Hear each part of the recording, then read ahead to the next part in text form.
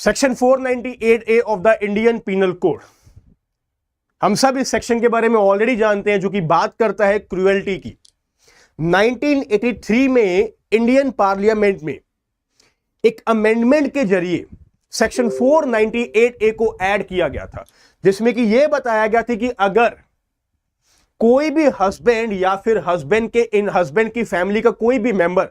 अगर वाइफ के खिलाफ किसी भी तरह की क्रूएल्टी कमिट करता है तो उनके खिलाफ 3 साल की उनको सजा भी हो सकती है और उनके खिलाफ केस फाइल किया जा सकता है section number 498A of the Indian penal code में। और हमने पिछले बहुत लंबे समय से इस चीज को देखा है कि लगातार सेक्शन 498A का मिसयूज होता आ रहा है। अब हमने यह भी देखना है कि अगर इस सेक्शन का मिसयूज हो रहा है तो क्या इस सेक्शन को खत्म कर देना चाहिए, क्या इस सेक्शन को बिल्कुल हमेशा के लिए रिमूव कर देना चाहिए, या फिर हमें इस मिसयूज को रोकने के लिए कुछ ना कुछ करना चाहिए। काफी सारे हाई कोर्ट्स की जजमेंट्स आती रहती हैं और सुप्रीम कोर्ट ने भी काफी बार लंबे समय से इस चीज के ऊपर जिक्र किया है कि हमें section 498A of the Indian penal code का कुछ ना कुछ करना होगा, because supreme court, high court और लोअर जुडिशरी के पास 498A के इतने केसेस पेंडिंग है कि हम लोग सोच भी नहीं सकते। हर रोज 498A में एक केस फाइल हो जाता है जहां पे हस्बैंड के खिलाफ ये इल्जाम लग जाते हैं कि उन्होंने क्रूएल्टी कमिट करी है। तो आज के दिन हम एक जजमेंट को डिस्कस करने वाले हैं जो कि सुप्रीम कोर्ट की लेटेस्ट जजमेंट है, जहां पर आज हम ये डिस्कस करेंगे कि सेक्शन 498A के ऊपर सुप्रीम कोर्ट ने फाइनली क्या बोला है। सुप्रीम कोर्ट यहां पे क्या सजेशन दे रही है, क्या रिकमेंडेशन दे रही है पार्लियामेंट को कि हमें 498A का क्या करना होगा। और इस पूरे की पूरे सेशन की ना, अगर आप लोग पीडीएफ लेना चाहते हो तो आप लोगों को टेलीग्राम पर जाकर मिनिस्ट्री ऑफ लीगल अफेयर्स के चैनल पर जाना है और यहीं पर आपको सारी की सारी पीपीटीज पूरे के पूरे जो भी मैं आपको केस फ्लो करवाऊंगा सब कुछ आपको अवेलेबल रहता है। तो आप मुझे यहां पर कनेक्ट करेंगे मिनिस्ट्री ऑफ लीगल अफेयर्स पर। और आगे बढ़ने से पहले आप सभी को मैं बता दूं कि अगर आप लोग अनअकैडमी जुडिशरी के प्लेटफॉर्म पर तैयारी करना चाहते हो, यानी कि आप लोग भी अगर जज बनना चाहते हो, आप एलएलबी कर रहे हो या अगर आप एलएलबी कर चुके हो और आपने कभी भी यह सोचा है कि आपको जज बनना है, आपको भी अपने माता पिता का नाम रोशन करना है, आपने भी उस सीट के ऊपर जाके बैठना है, तो लेट मी टेल यू, इस समय पर अनअकैडमी आप सभी लोगों को 50% ऑफ दे रहा है, यहां पे फ्लैट ऑफ दे रहा है सारे के सारे कोर्सेज पर। यू कैन सी, चाहे आप 12 महीने की सब्सक्रिप्शन लो, चाहे आप 18 महीने की लो, तो चाहे आप 2 साल की सब्सक्रिप्शन लो, सभी के सभी कोर्सेज पर आपको फ्लैट 50% ऑफ देखने को मिलेगा। आपको कोड यूज करना है MONGA, ये कोड आपको यूज करना है मोंगा और आपको डिस्काउंट मिल जाएगा।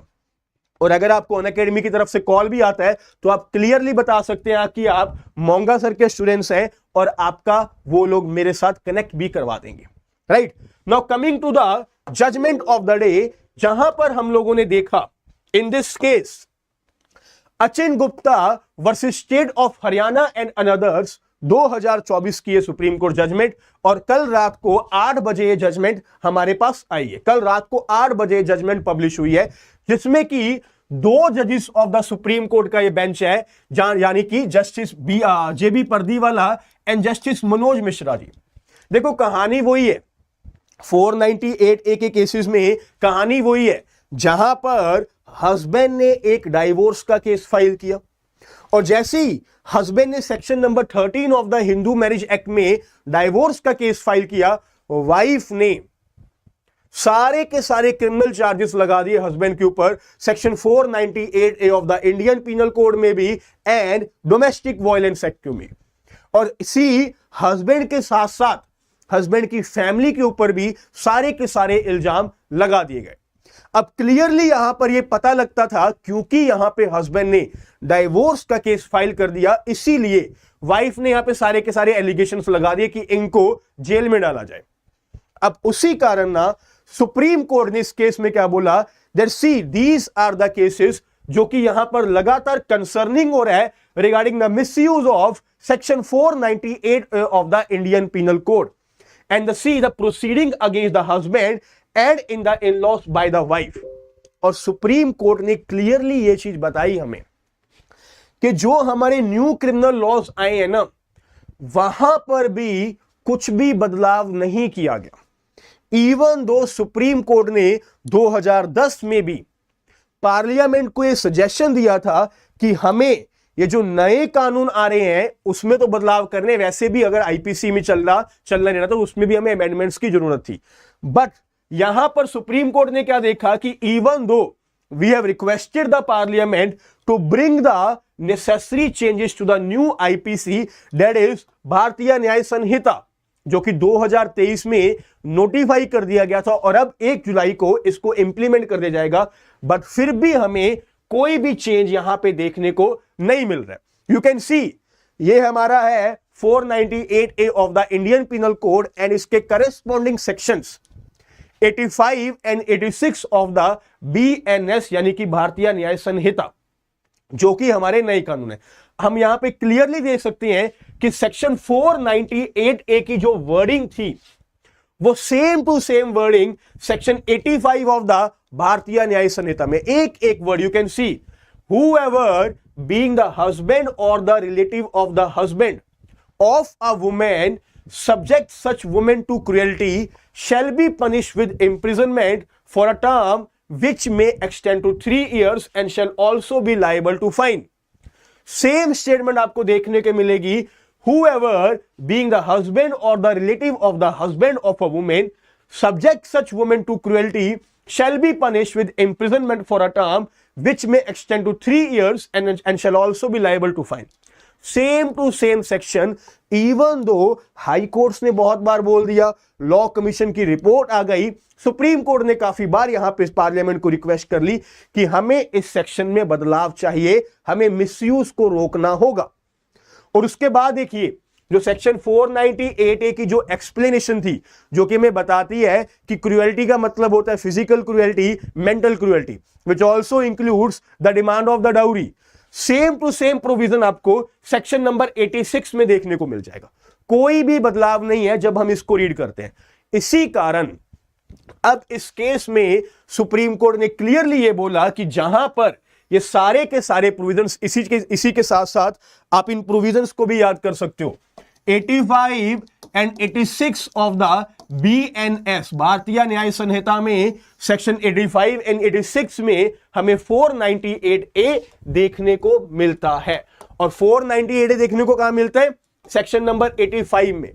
एक्सप्लेनेशन ऑफ सेक्शन 498A हमें देखने को मिलती है section number 86 of the Bharatiya Nyaya संहिता। ये भी आप लोग यहीं पे याद कर सकते हो। नाउ सी 2010 में ना एक केस आया था Preeti Gupta versus state of Jharkhand, Preeti Gupta versus state of Jharkhand, and you can see 498A कब आया था? In the year 1983। 1983 के बाद पहली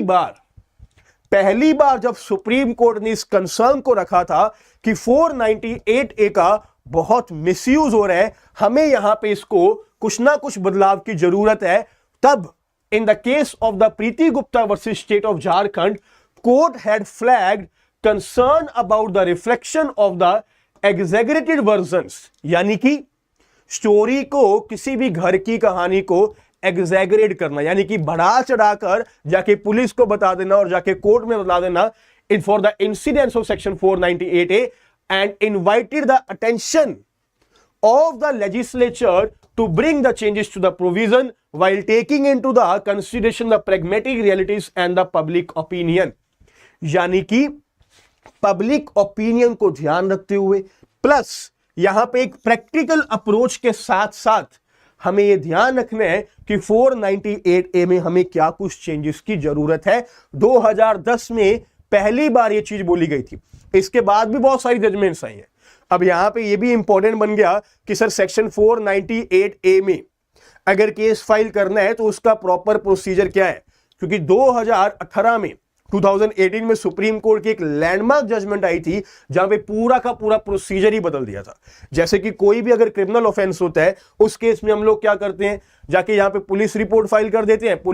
FIR फाइल कर देते हैं, उसके बाद पुलिस इन्वेस्टिगेशन करते हैं, रिपोर्ट आ जाती है, कॉग्निजेंस ले जाता है। बट 498A का प्रोसीजर सेम नहीं होता। अगर आप वो पूरी की पूरी लैंडमार्क जजमेंट भी देखना चाहते हो तो टेलीग्राम पर मेरे साथ कनेक्टेड रहिए और जल्द ही आने वाले 1-2 दिन में हम लोग 498A के प्रोसीजर के ऊपर भी एक लैंडमार्क जजमेंट के साथ एक एक चीज आपको समझाई जाएगी। Now see background of this particular case. इस केस में क्या हुआ, इस केस में ना सेम चीज, हस्बैंड ने वाइफ के खिलाफ केस फाइल कर दिया रिगार्डिंग द डाइवोर्स कि मुझे अपनी वाइफ से डाइवोर्स चाहिए फॉर एनी ग्राउंड। ग्राउंड का कोई मतलब नहीं है, किसी भी ग्राउंड पे यहां पे हस्बैंड ने डाइवोर्स के लिए क्लेम कर दिया। बट जब हस्बैंड ने यहां पे डाइवोर्स के लिए एप्लीकेशन फाइल करी तो उस केस में वाइफ ने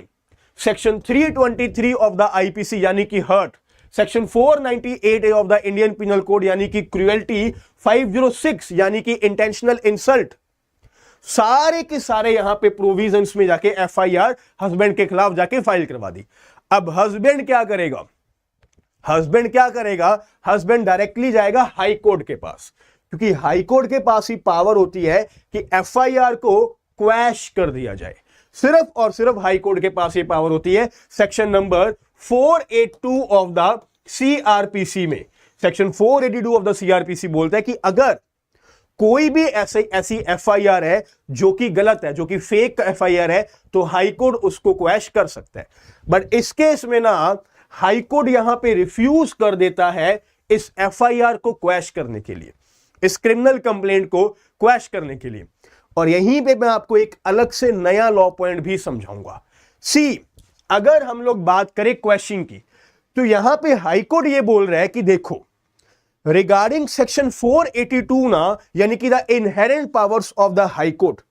कि कौन से पॉइंट पे जाके कौन से क्लॉजेस में हमें इनहेरेंट पावर्स यूज करनी है, ये हमें बताया गया था in the case of the state of Haryana versus Bhajanlal. Even though ये FIR से रिलेटेड केस है, इवन दो ये लैंडमार्क जजमेंट है रिलेटेड टू FIR, बट इस केस में 7 पॉइंट बताए गए थे regarding the inherent powers of the high court as well. तो यहां पे हाई कोर्ट ने बोला ना, जो कैटेगरी 7वां पॉइंट था, जो कैटेगरी 7th पॉइंट था, वो यहां पे पूरा नहीं हो रहा। और वो पॉइंट क्या था, see where a criminal proceeding is manifestly attended with malified and or where the proceeding is maliciously instituted with an ulterior motive for wreaking vengeance on the accused and with a view to spite him due to the private and the personal grudge, तब यहां पे inherent power को use करके FIR को quash किया जाएगा। Simple language में यह बोला जा रहा है कि एक्यूज को यह प्रूव करना पड़ेगा कि यहां पे जो FIR फाइल की गई है वो कोई बदला लेने के लिए की गई है। यहां पे it is just because of some personal grudge, यहां पे मेरे अगेंस्ट ये FIR फाइल की गई है और इसी कारण इसको यहां पे क्वैश किया जाए। और ये ग्राउंड इस केस में हस्बैंड प्रूफ नहीं कर पाया। बट सुप्रीम कोर्ट ने यहां पे इस पूरी की पूरी FIR को भी क्वैश किया और यह भी बताया that whenever we use inherent powers of the high court ना, even though हमें inherent powers of the high court को rarely यूज करना चाहिए, this power should be used sparingly, but in these cases section 482 के cases में हमें इनका liberal यहां पे इंटरप्रिटेशन लेना होगा कि जो यहां पे कैटेगरी 7 की आप बात कर रहे हो कि यहां पे कोई पर्सनल ग्रज है, तो क्लियरली अगर यहां पे प्राइमा फेसाई भी आपको ये चीज लग रही है, यानी कि प्रूफ करने की बात नहीं है, अगर प्राइमा फेसाई भी ये चीज अगर लग रही है, क्या चीज, कि यहां पे ये केस इसलिए फाइल किया गया है, रीजन बीइंग, क्यों फाइल किया गया, क्योंकि यहां पे हस्बैंड ने पहले डाइवोर्स का केस फाइल किया, तो हम लोगों को FIR को क्वैश करना चाहिए। तो इसी के साथ साथ अब हमारे पास इंपॉर्टेंट टॉपिक्स कौन से बन गए। टॉपिक नंबर 1 कि 498A का पूरा प्रोसीजर कि अगर क्रुएल्टी के केस में कोई कंप्लेंट फाइल करनी है तो किस तरह से हमने कंप्लेंट फाइल करनी है, कैसे कैसे जजेस उसकी आगे इंक्वायरी एंड ट्रायल चलाएगा, ये टॉपिक। सेकंड टॉपिक बन गया state of Haryana versus Bhajan लाल।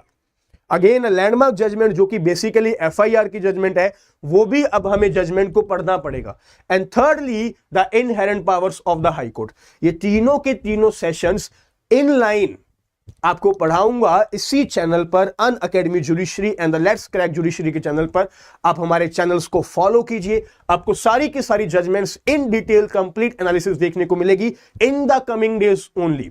कल परसों इन्हीं दिनों में आपको ये सब कुछ मिल जाएगा। एंड डेली के लीगल अपडेट्स को जानने के लिए आप मेरे साथ कनेक्टेड रहिए on Telegram as well as on the Instagram. Telegram पर आपको सारी की सारी पीडीएफ्स भी भेजी जाती है एंड इंस्टाग्राम पर भी आपको डेली के लीगल अपडेट्स देखने को मिलते हैं शॉर्ट फॉर्म्स में। और अगर आप लोग अन अकेडमी जुडिशरी के प्लेटफॉर्म पर तैयारी करना चाहते हैं तो मैं आपको बता दूं, इस टाइम पर फ्लैट 50% ऑफ आपको मिलेगा अगर आप मेरा कोड यूज करेंगे MONGA। और यहां पे कोर्सेज को ज्वाइन करने के लिए नीचे दिया गया हुआ लिंक, इसी वीडियो के जो नीचे दिया गया हुआ लिंक है उसको आपको ज्वाइन करना है और इस कोड को यूज करना है एंड आप लोग मेरे साथ भी कनेक्टेड हो सकते हो। Alright then, thank you so much, जय हिंद, टेक केयर।